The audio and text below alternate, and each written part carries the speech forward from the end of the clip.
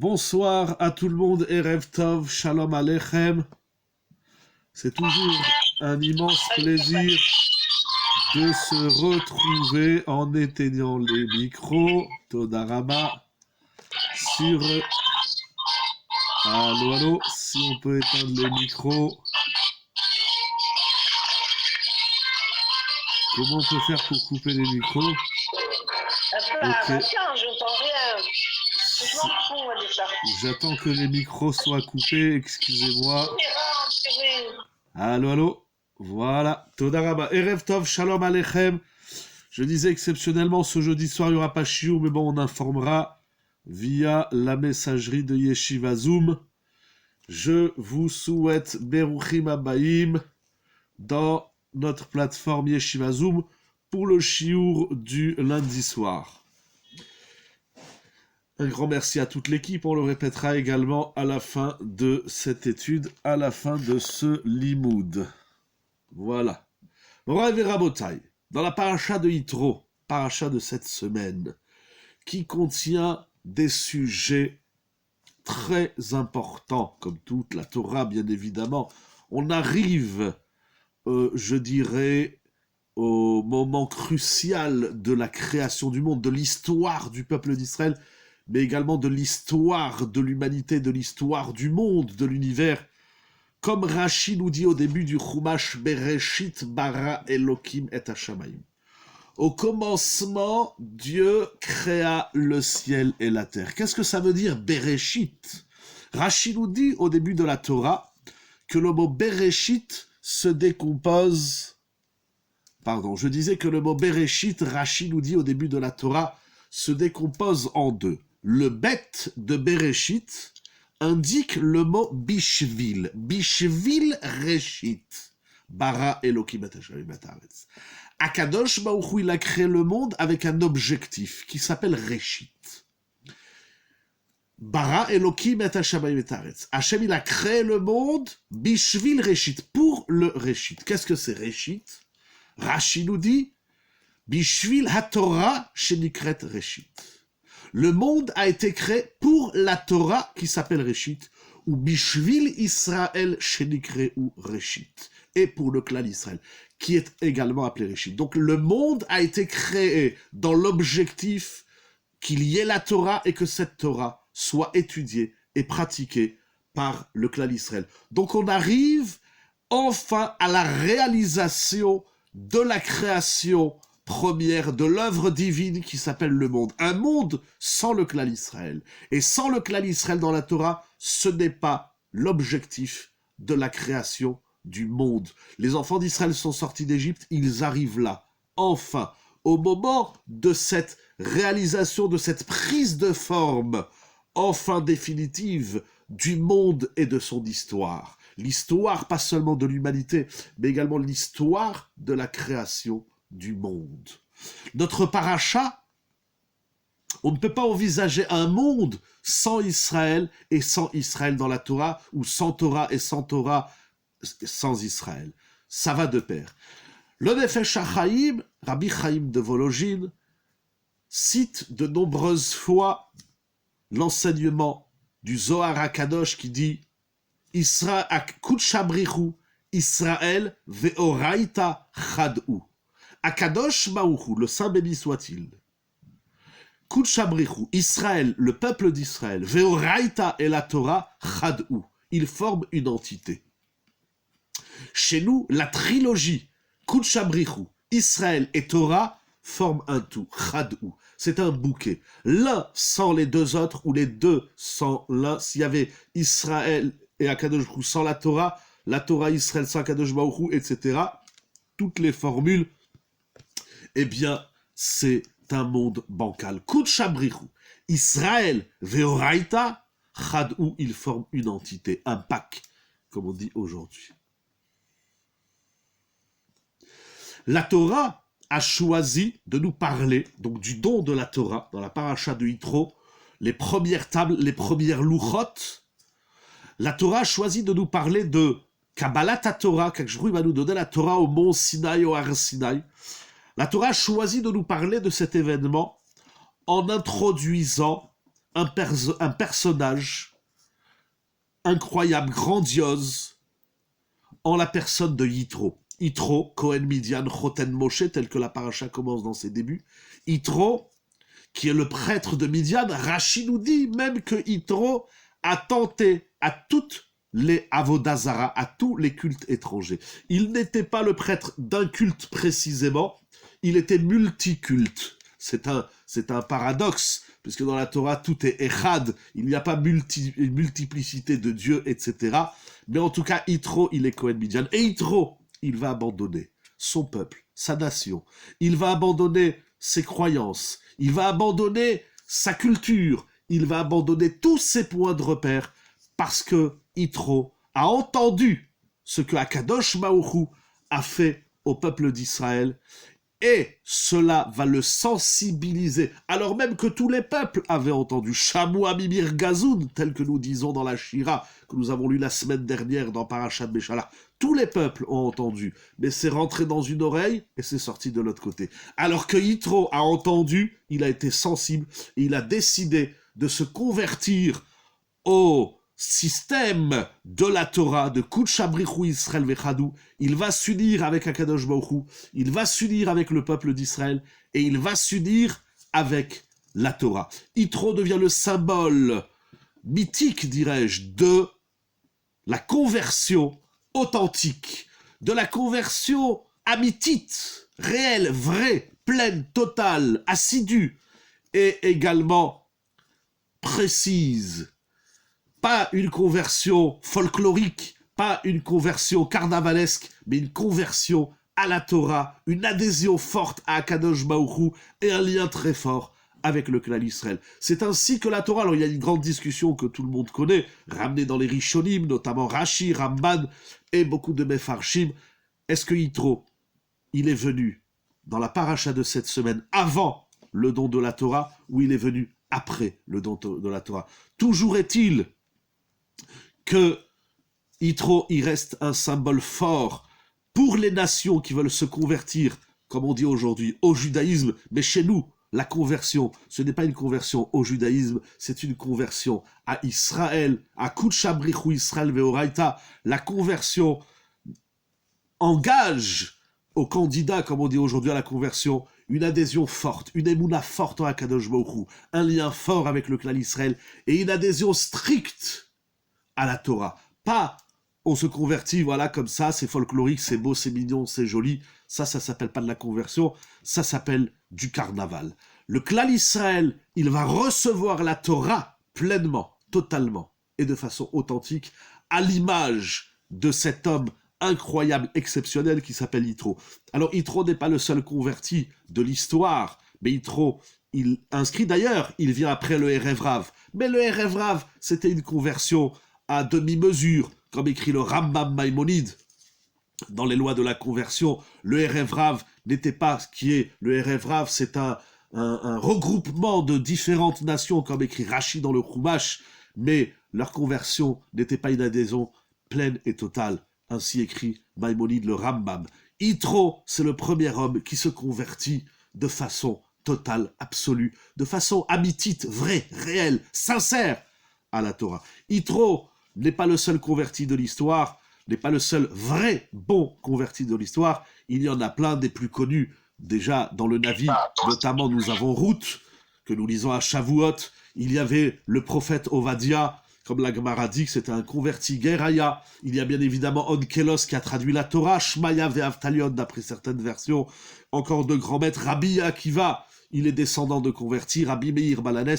Des convertis, il y en a eu beaucoup dans l'histoire, des convertis qui ont marqué l'histoire de façon négative, malheureusement il y en a plein, mais des convertis qui ont marqué l'histoire d'Israël, qui s'inscrivent dans les lignes de l'histoire du clan d'Israël et qui vont apporter leur touche forte, leur touche sincère, il y en a beaucoup. D'ailleurs, Rashi dans Shirachirim, au premier Pérec, je crois au 3e verset, je l'ai rapporté également dans mon article du Lechadodi de cette semaine, qui d'ailleurs fête ses 22 ans, en ce Shabbat Parashat Yitro, Rashi nous dit Alken alamot ahevucha. Le roi Shlomo Amelech, le roi Salomon, le plus grand sage de tous les sages, il dit la chose suivante voici que les jeunes filles, alamot ahevucha, elles ont exprimé envers toi, Akadosh Baruch Hu, de l'amour. Qui sont ces jeunes filles qui, la jeune fille, vous avez compris, c'est l'image de celle qui s'accroche à son khatan, à son prince charmant. Alors, elles ont éprouvé de l'amour envers toi, Akadosh Baruch Hu. Et Rachid nous dit, qui sont ces jeunes filles qui ont ressenti un amour fort et puissant pour Akadosh Baruch Hu? Rachid nous dit, c'est Yitro, chez Balit Gayer, c'est Yitro qui vient se convertir, mais c'est également Rachav Azona. Ce soir, nous ne parlerons pas de Rachav, qui va d'ailleurs devenir l'épouse de Yehoshua. Donc nous avons, en introduction à Matan Torah, la conversion sincère de Yitro, investie de Yitro, et ensuite nous avons Matan Torah. Ensuite, il y a d'autres épisodes intéressants dans la paracha.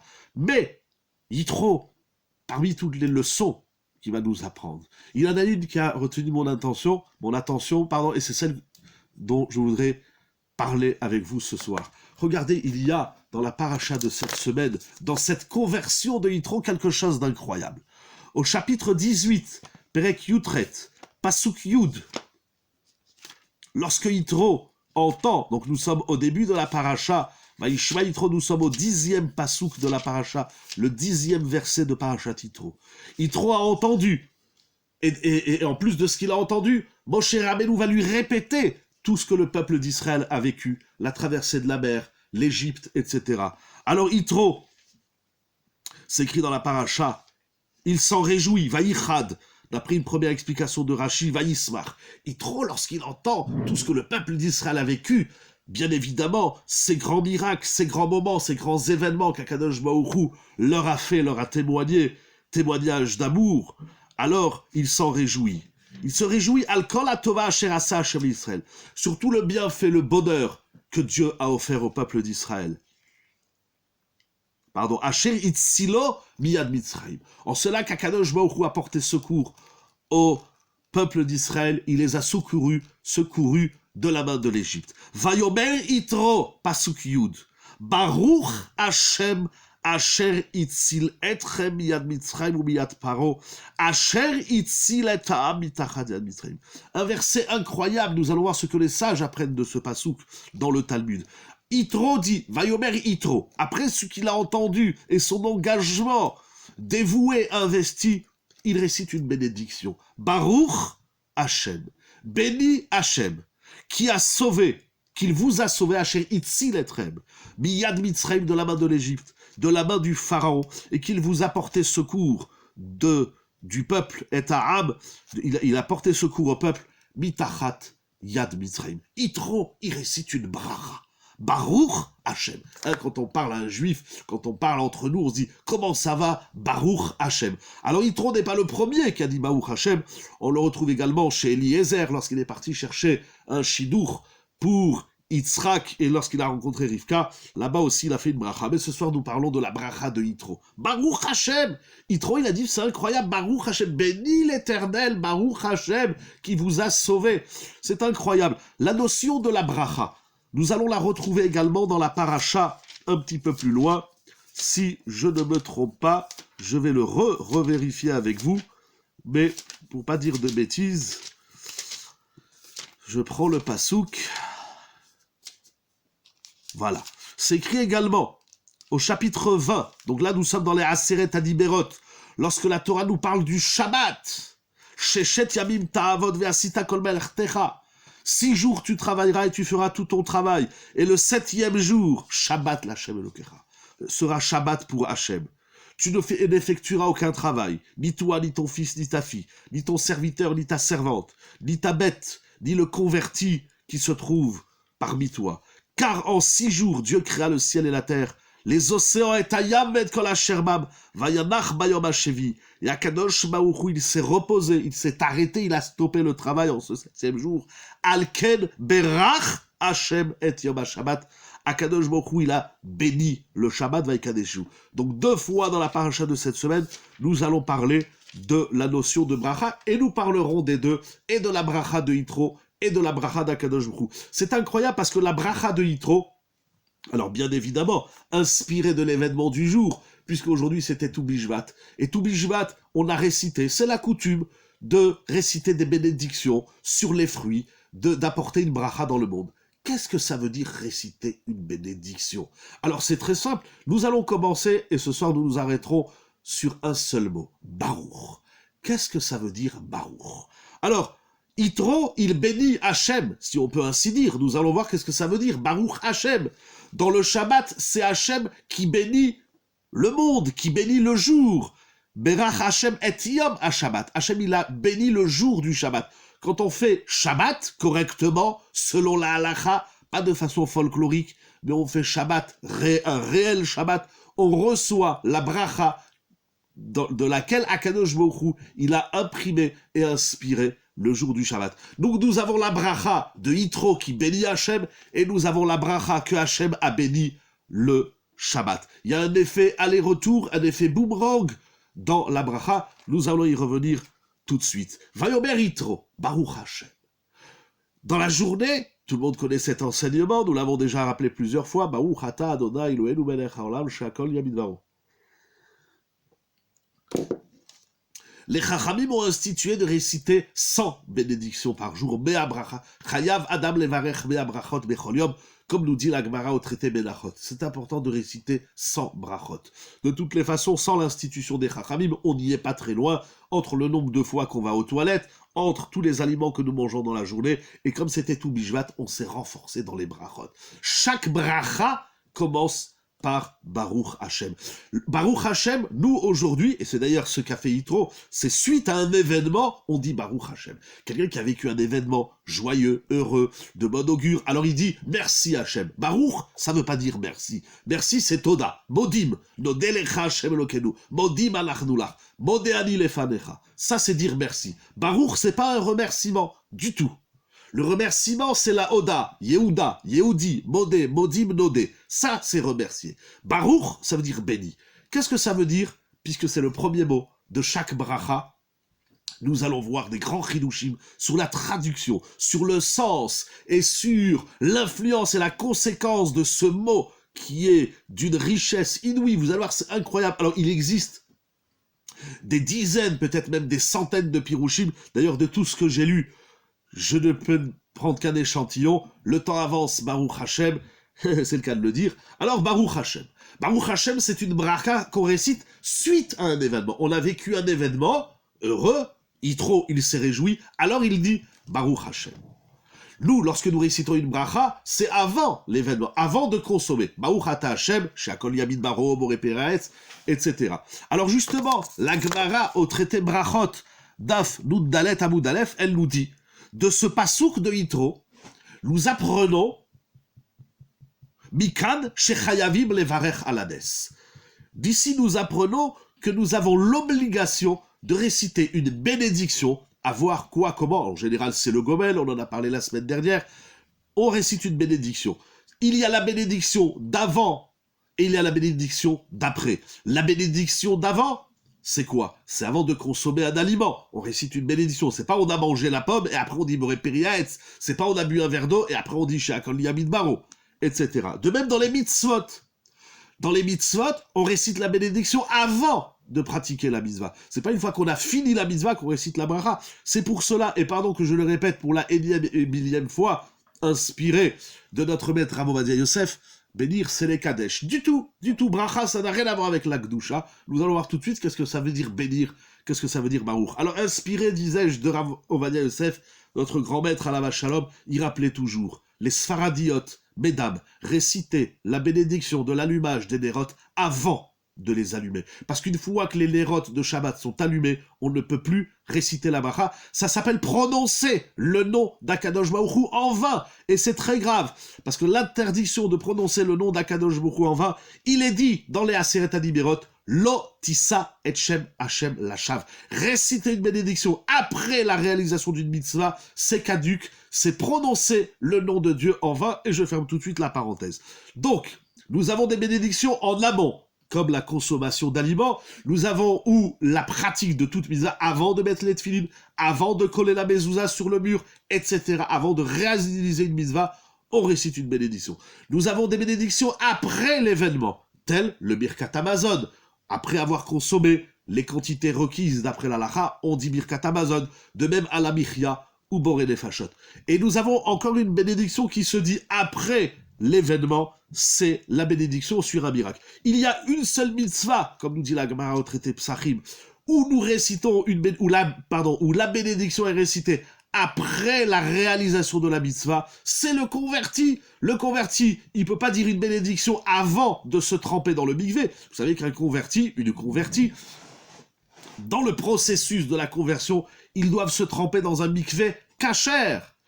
Mais il peut pas dire, les dames, lorsqu'elles vont au mikvé tous les mois, une mitzvah très importante, c'est avant de rentrer dans l'eau qu'elles récitent la bracha, Asher Kideshanu Midotav et Tzivanu, à la Tevila. C'est pas une fois qu'elle est dans l'eau qu'elle récite la bénédiction. Là, encore une fois, nous sommes après. Par contre, le converti, il ne peut pas réciter la bénédiction avant d'être rentré dans l'eau, parce qu'avant d'être rentré dans l'eau, il n'est pas encore juif. Alors il ne peut pas dire Baruch Ata Hashem. Donc d'abord, il se trempe dans l'eau du mikvé, et ensuite il dira la bénédiction, comme ça c'est écrit dans la Gemara, comme ça c'est écrit dans les livres de Halacha, bien sûr le Shulchan Aruch. En tout cas, Yitro, il récite une bénédiction après avoir entendu tous les miracles qu'Akadosh Baruch Hu a opérés en faveur du clan Israël, de la Yetziat Mitzrayim, et il récite une bracha. Et la Gemara s'inspire de Yitro pour fixer une halacha. Mikam, d'ici, nous apprenons quelque chose d'incroyable. Chayavim levarech alades. On se doit de réciter une bénédiction après avoir vécu un miracle. Qu'est-ce que ça veut dire? Quel est l'enjeu de cette bracha? Quel est le sens du mot Baruch?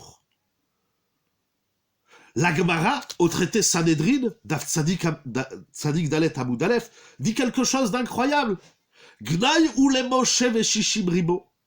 Yitro, lorsqu'il entend tout ce que le peuple d'Israël a vécu, bien évidemment, de tous ces événements grandioses, gigantesques, qu'Akadosh Baruch Hu a opérés dans l'Égypte, dans la mer, et durant les 40 ans du désert, lorsqu'il entend tout ça, il récite une bracha. Mais la Gemara dit, c'est incroyable. Yitro, il a récité une bénédiction. Mais c'est un problème, c'est un gnaï.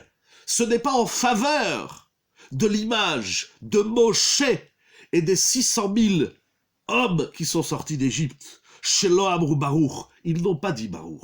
Ad shema Yitro ve'amar Baruch Hashem. C'est-à-dire que c'est Yitro qui a appris au clan d'Israël cette notion de réciter une bénédiction en aval d'une situation miraculeuse, gigantesque que l'homme a vécu. Le clan Israël n'a pas dit de bracha. Alors les Mefarshim, ils soulèvent la question, notamment le Netziv de Vologine, et beaucoup de Mefarshim soulèvent la question. Mais voilà que nous avons chanté.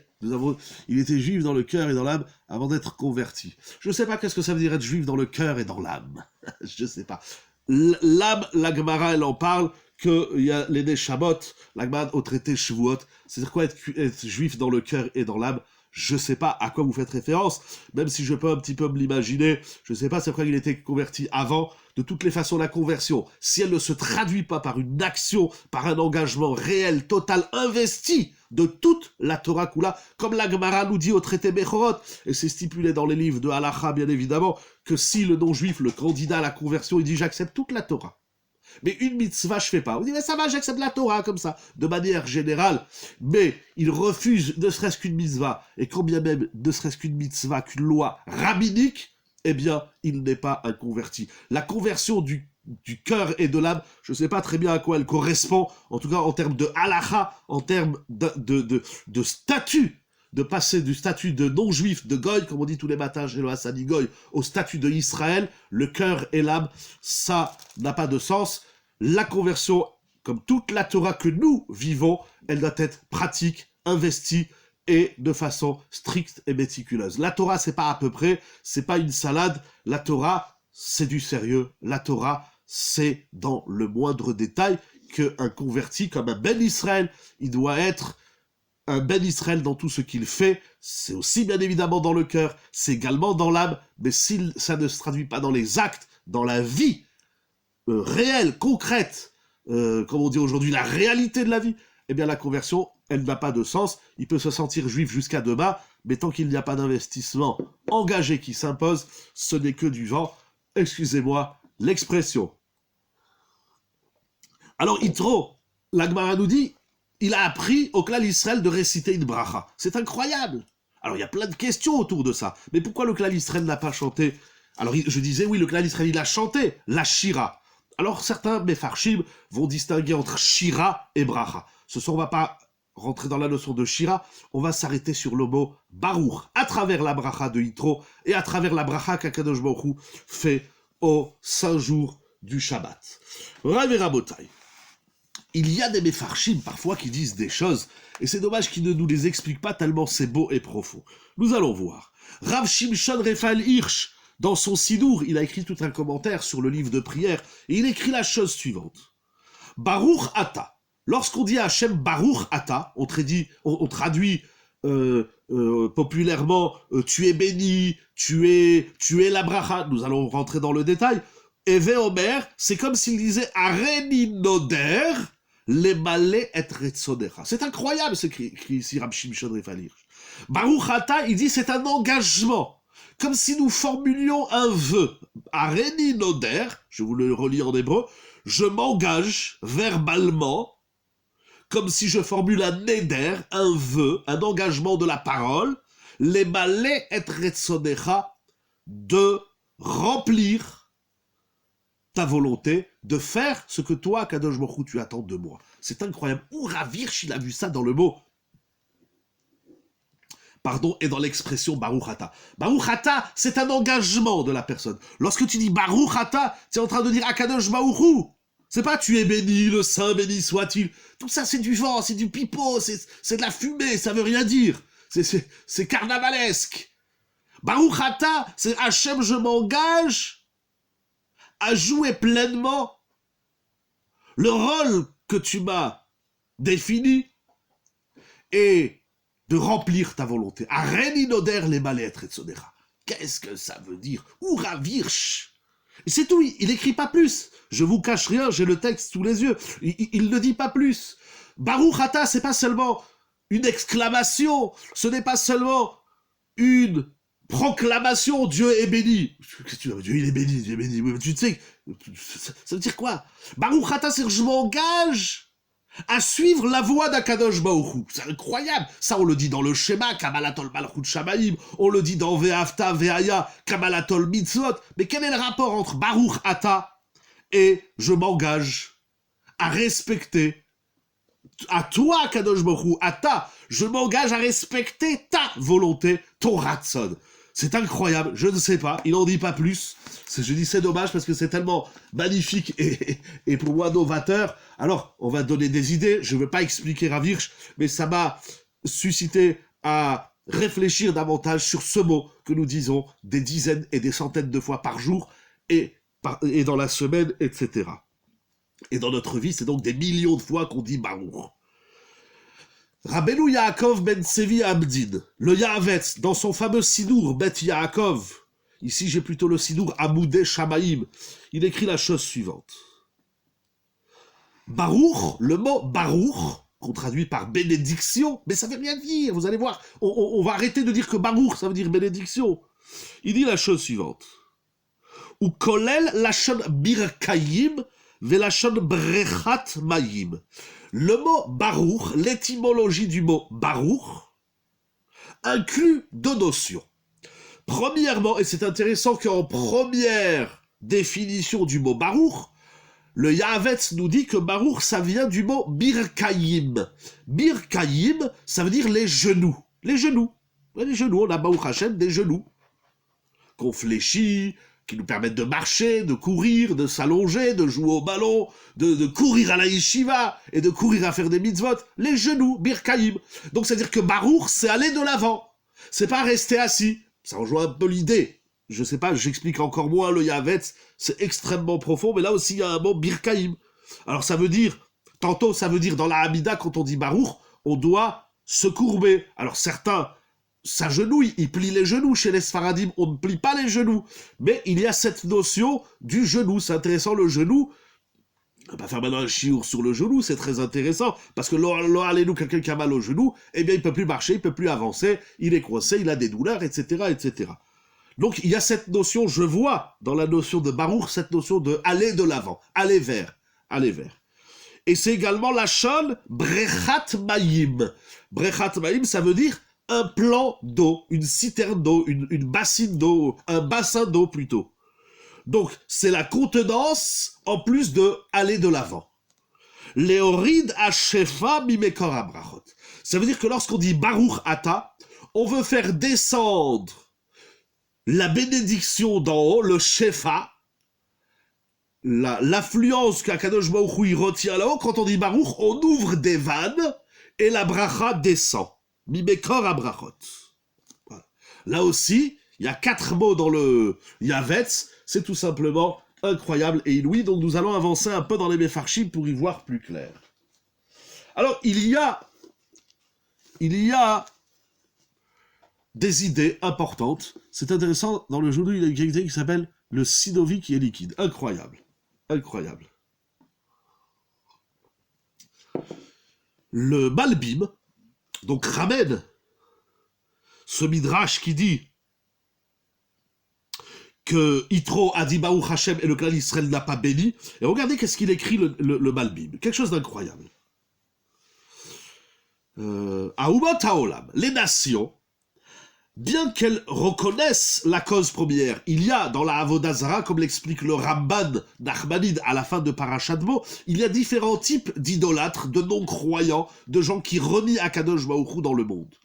Une de ces catégories, ce sont ceux qui reconnaissent la cause première. Ils reconnaissent qu'Akadosh Baruch Hu, il a créé le monde et tout ce qu'il contient. Et d'ailleurs même de certaines nations, lorsqu'elles parlent d'Akadosh Baruch Hu, elles disent Vekarele Elaka de Elakaya.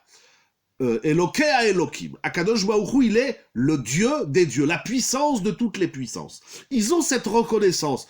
Il y a ceux qui se disent athées d'ailleurs, ceux qui renient tout, Dieu n'existe pas, le monde c'est un hasard, le monde c'est l'évolution, le monde c'est tout ce que vous voulez ou pas, mais il y a des idolâtres dans l'histoire, des peuples, des nations qui reconnaissent la cause première de l'histoire qui s'appelle Akadosh Baruch Hu. Cependant, Chashvu Shurak Mehulal Lo Baruch. Seulement, ils pensent, leur erreur donc n'est pas dans cette reconnaissance, parce que la reconnaissance de la cause première qui est Akadosh Baruch Hu, ça c'est noble. Mais leur erreur, c'est qu'ils disent qu'Akadosh Baruch Hu, il est Mehulal Velo Baruch.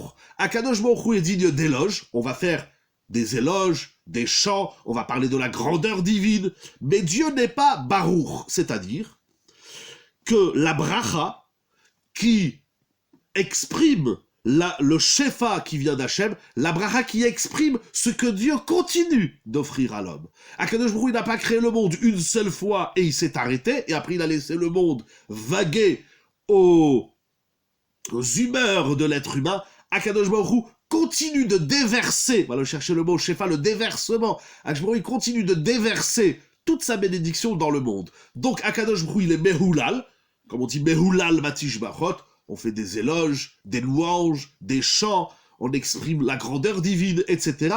Mais il faut également dire qu'Hachem, il est Baruch. Dire qu'Hachem, il est Baruch, c'est qu'Akadosh Baruch Hu, il continue de déverser. Il n'a pas abandonné le monde, mais il continue de déverser tout ce qu'il a à offrir au monde, à l'humanité, etc. Tous les éléments de la création. Ça, c'est dire qu'il est Baruch.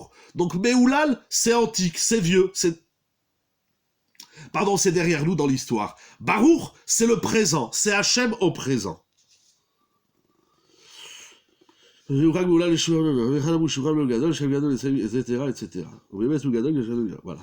Et donc c'est ça que Yitro a reconnu.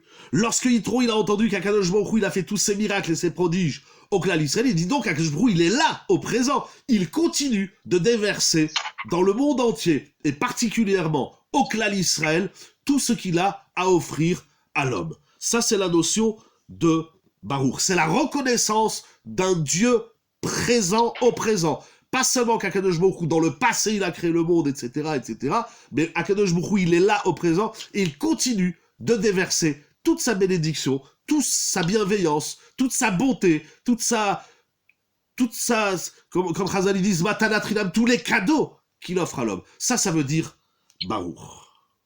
Ça, c'est l'idée très importante du Malbim. Les Goïms ne reconnaissent pas la notion de Baruch, les idolâtres en tout cas, parce que pour eux, Akadosh Baruch Hu c'est un Dieu à louer, mais ce n'est pas un Dieu à vivre au quotidien.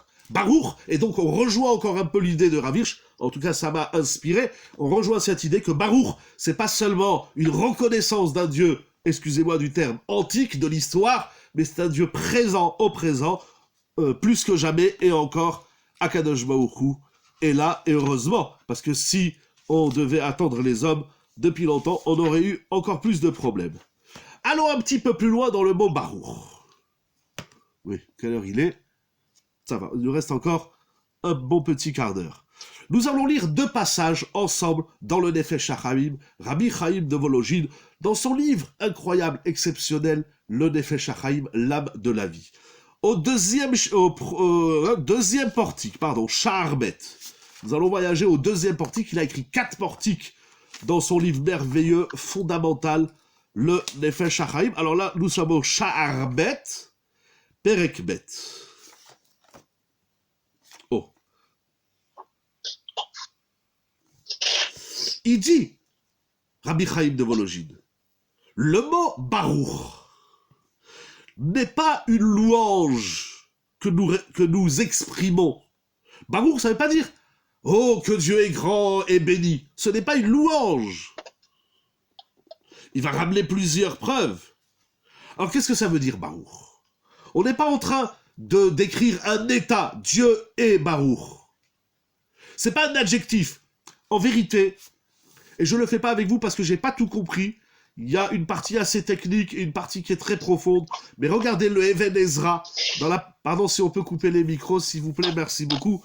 Le Even Ezra, Rabbeinu Avram et Ezra. Dans la paracha de cette semaine, au chapitre 18, verset 10, c'est-à-dire sur notre pasouk, il a toute une étude sur le mot Baruch. Est-ce que Baruch c'est un adjectif? Comment il faut le traduire? J'ai pas tout compris.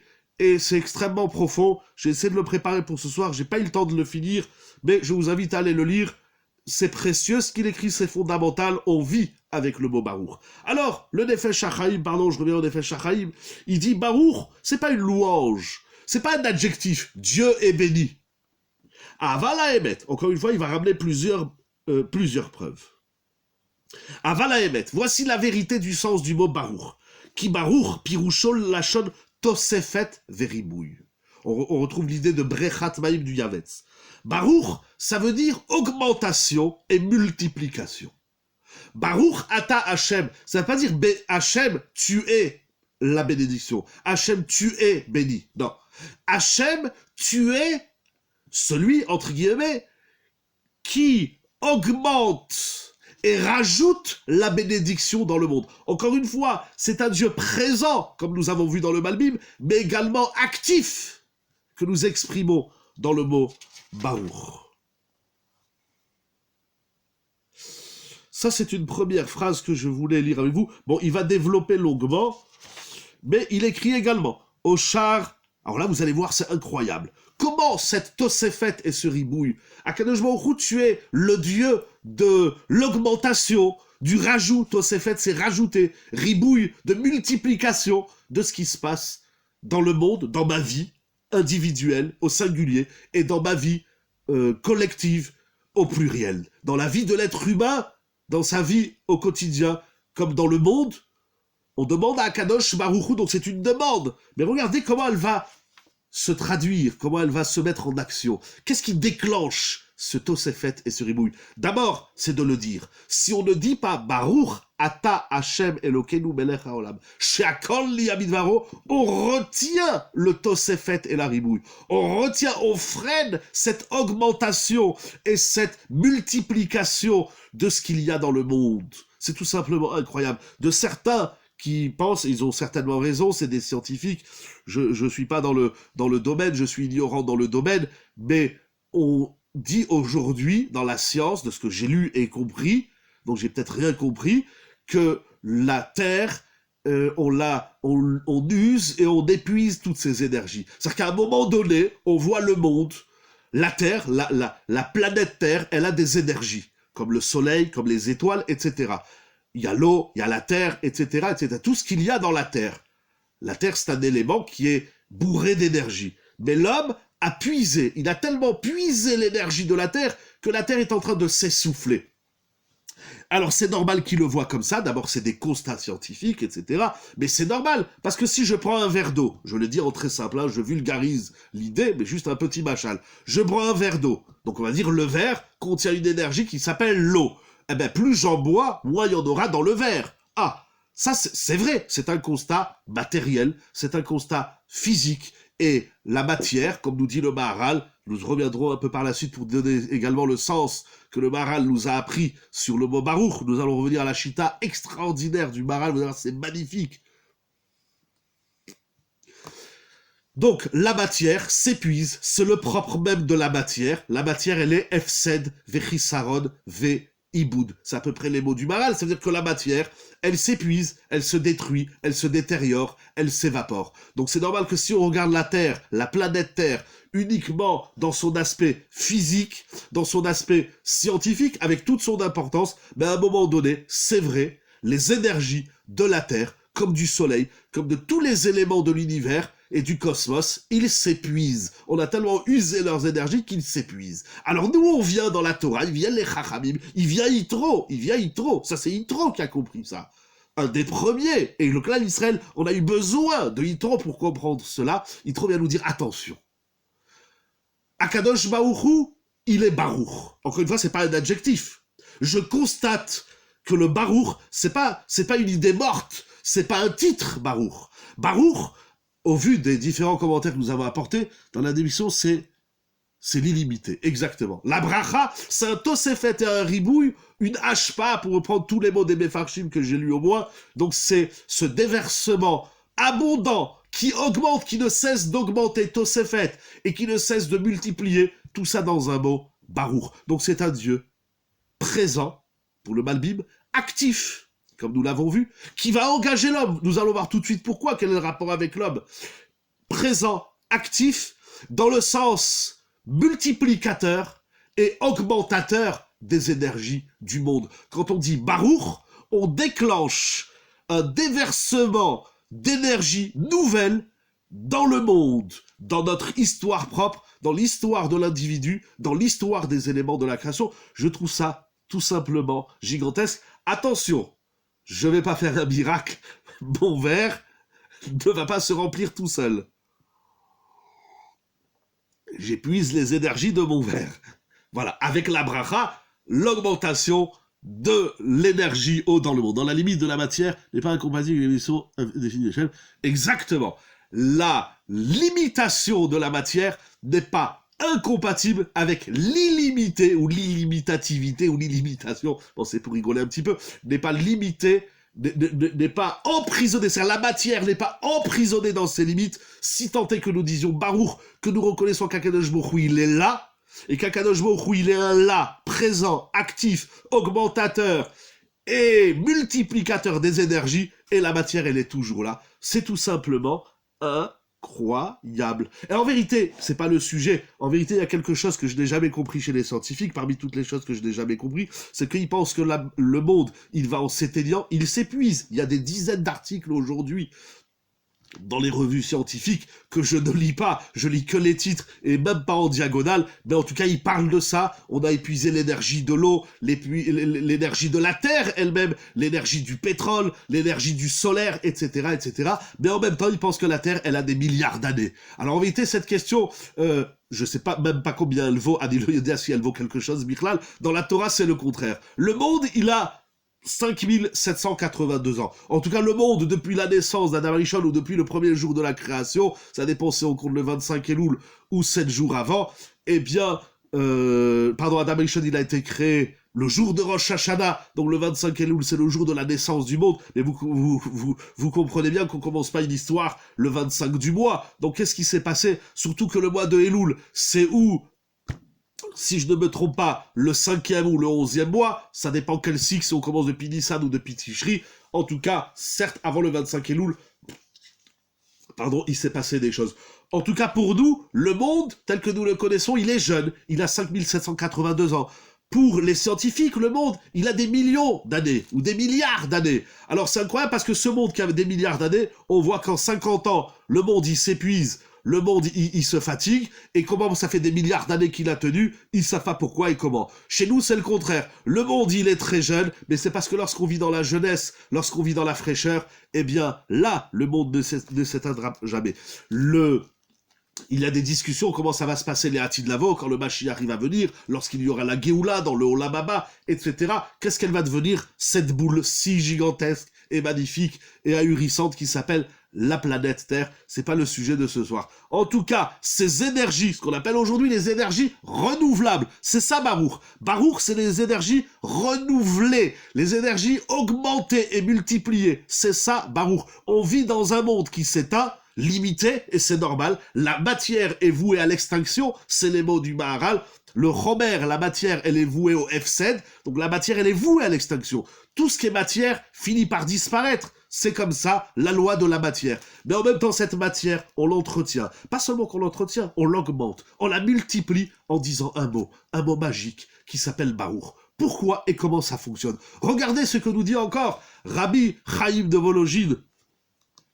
Le dire, c'est le reconnaître ou c'est enclencher le renouvellement. Alors, justement, je préfère votre deuxième formule. Le dire, c'est déclencher le renouvellement. Si on ne le dit pas, le renouvellement ne se fait pas. Lâche pas, le déversement d'Akadosh Baruch Hu se fait en fonction de notre dire. Si nous disons Baruch, on déclenche un renouvellement, on déclenche une multiplication, on déclenche une abondance d'énergie dans le monde. C'est pas je reconnais que c'est comme ça, c'est je déclenche par ma parole. Et oui, la force de la parole, ce n'est pas seulement que de se dire des insultes, des critiques, rasvé shalom, mais en disant quelque chose de positif. Si je me trompe pas, oui, j'ai écrit un article la semaine dernière dans le Chadodi, numéro 845, qui s'appelle La bouche. Lorsqu'on sort des choses de sa bouche positives, on déclenche des choses positives. Faire très attention à ce que nous sortons de notre bouche. Je ferme la parenthèse et je reviens tout de suite en effet Sharim. Donc c'est selon votre deuxième version, vous avez raison.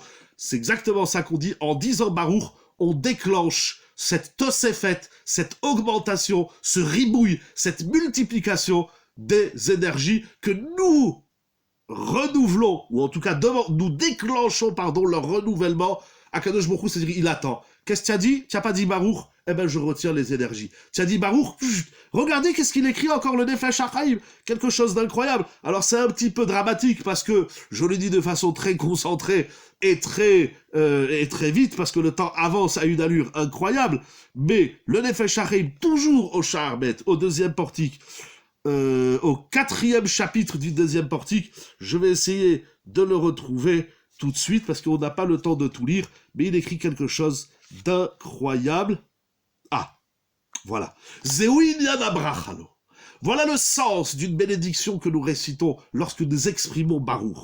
Bechol habrachot ve'atfilot. Il dit Rabbi Chaim de Volojine, je vais t'expliquer le mot Baruch, et cette explication du mot Baruch, elle correspond à toutes les bénédictions que nous récitons et à toutes les prières que nous faisons. Chez Piroucho, voici le sens du mot Baruch. C'est un sens universel qui marche à chaque fois que s'écrit le mot Baruch. Dans la Torah, dans la prière, etc. Ou, comme nous avons dit, il nous dit le Nefesh HaChaim, Tosefet veribouy mamash kemashmao. Augmentation et multiplication réelle, mamash. C'est pas que des mots. Ici, on fait pas de la philosophie, on fait pas de l'intellect, on fait du concret, comme on l'a dit chez Yitro tout à l'heure dans la conversion. On fait du réel, c'est réellement kemashmao tel que vous l'entendez. Quand ça dit Baruch, tu as augmenté la bénédiction, le déversement de Dieu dans le monde. Chez Zéhu, Retsono, Idbarach, Mitam, Kamus, Ito, Idbar.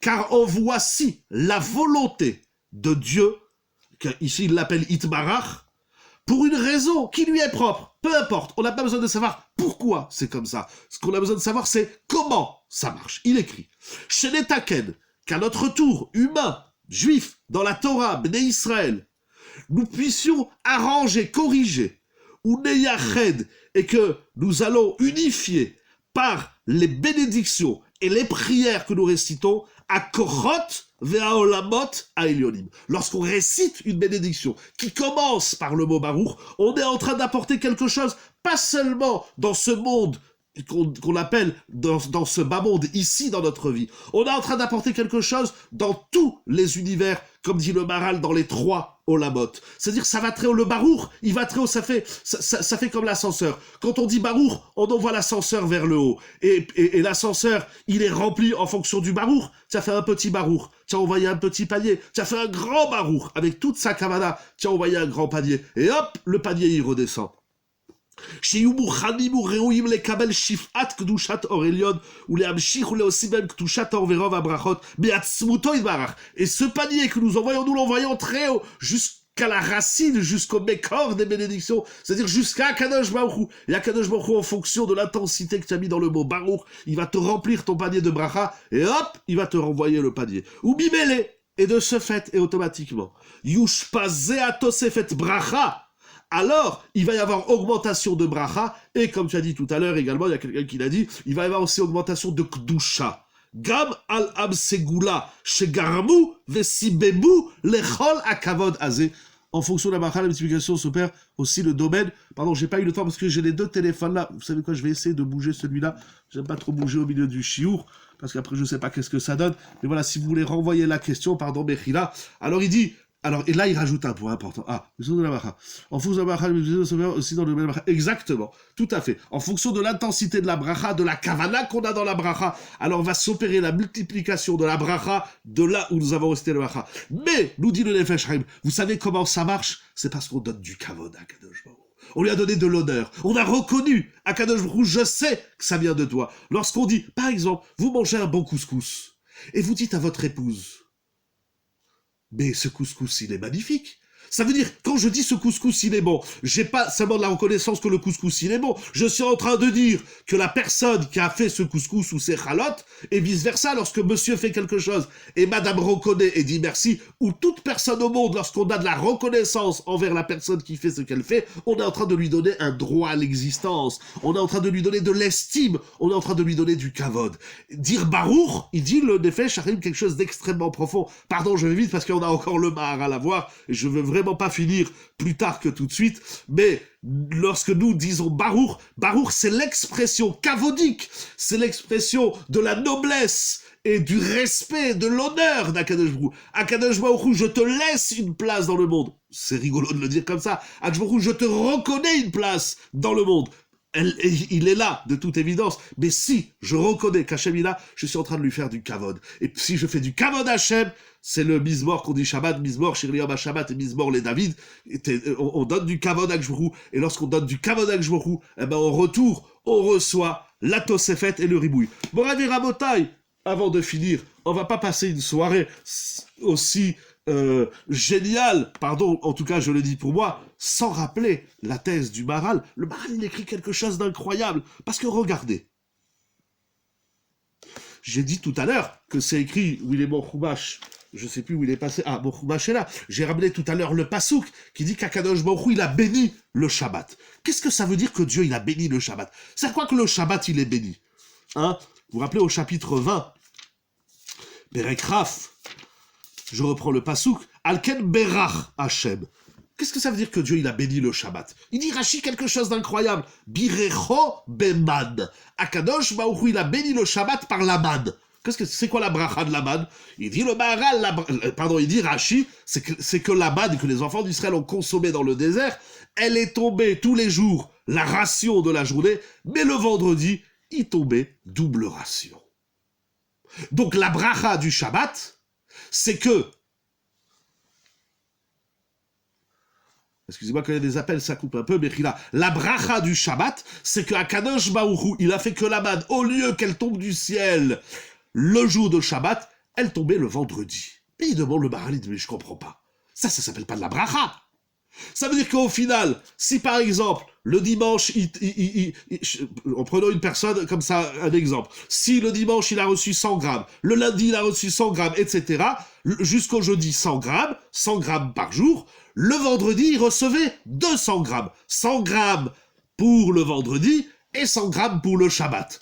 Mais dis donc, le Shabbat, j'ai pas reçu plus. C'est pas que tous les jours tu as 100 grammes, et le Shabbat, tu vas avoir 150 grammes de manne. En quoi ça s'appelle la bénédiction? Le Maharal Nangourarié, il dit quelque chose d'incroyable.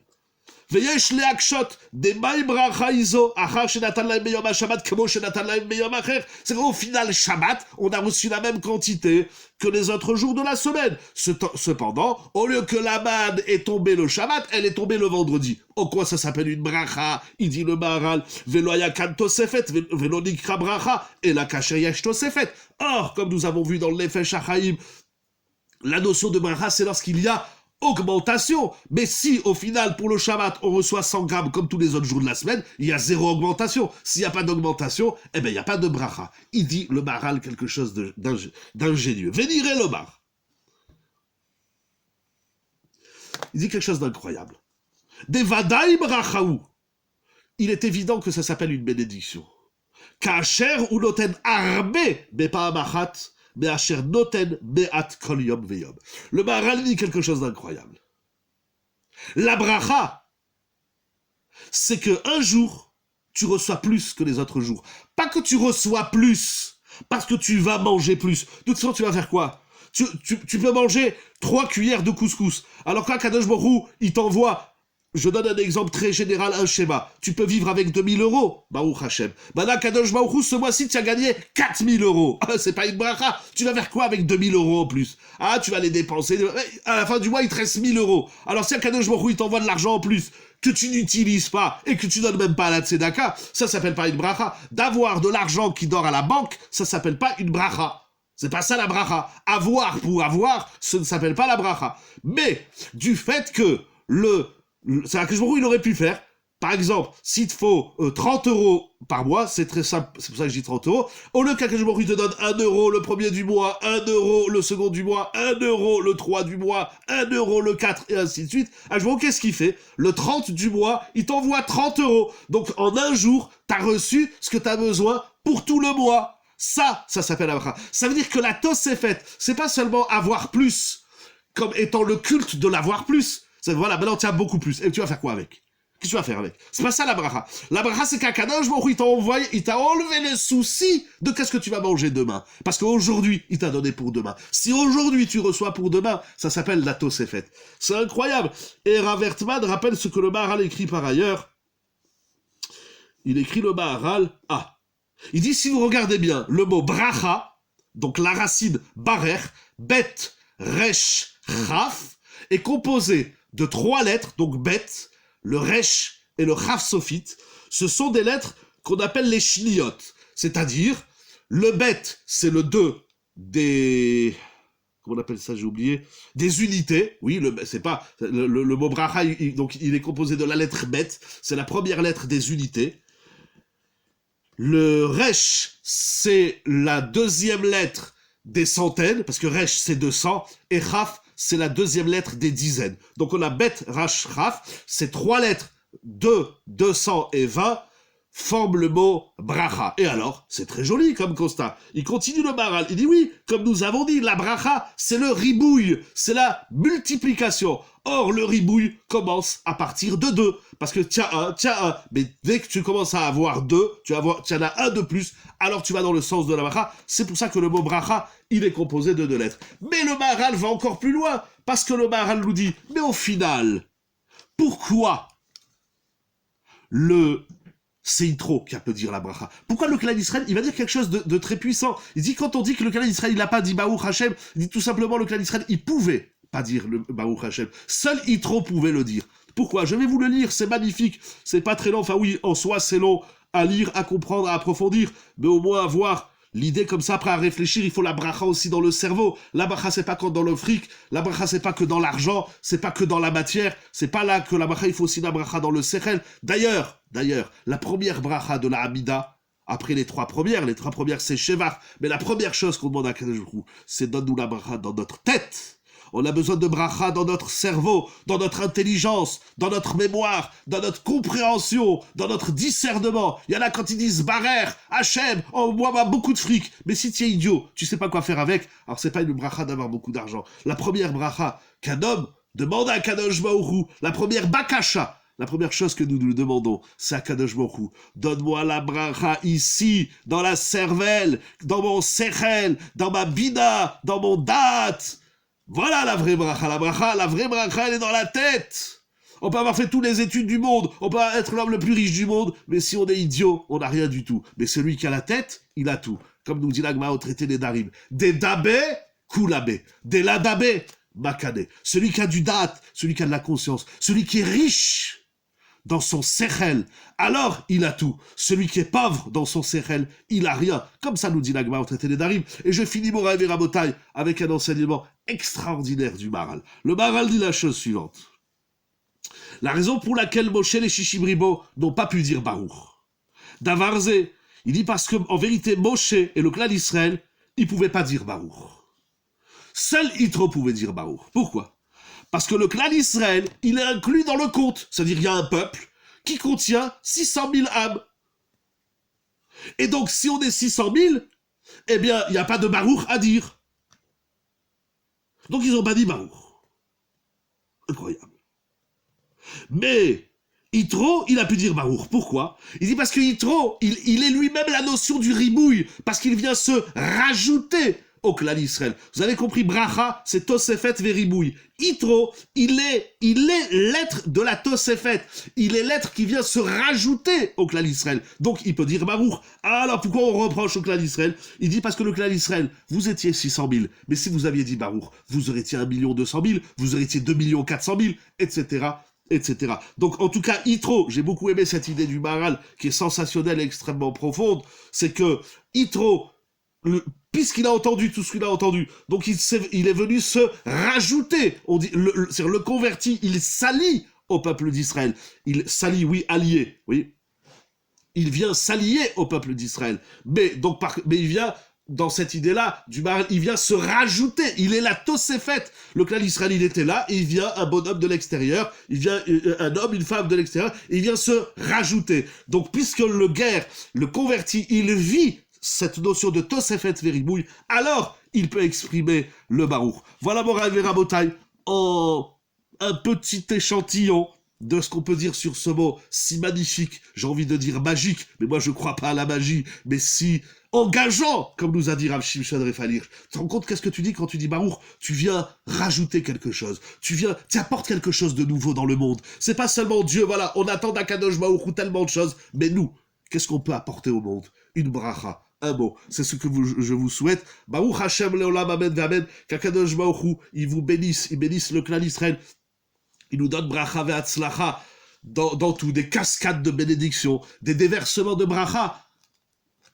Merci Baruch Baruch Tieh Mikol Ha'amim. On est Baruch parmi toutes les nations. Je vous dis les Chaim, vraiment, que des bonnes nouvelles. Qu'on entende que des brachot, et qu'on ne se souhaite que des brachot, et qu'on ne se récite que des brachot. Qu'Akadosh Baruch Hu, il vous comble, il nous comble, il comble le clan d'Israël de bonheur. Un immense merci à mon ami Rabbi Yonatan Bokara et son épouse pour le travail exceptionnel, et que vous soyez vraiment, très chers amis, du fond du cœur, sous le signe du Baruch d'Akadosh Baruch Hu. Je vous dis et vous souhaite une très bonne semaine et à très bientôt. Toda Rabba, mon cher ami, mes chers amis, et Kol Tov.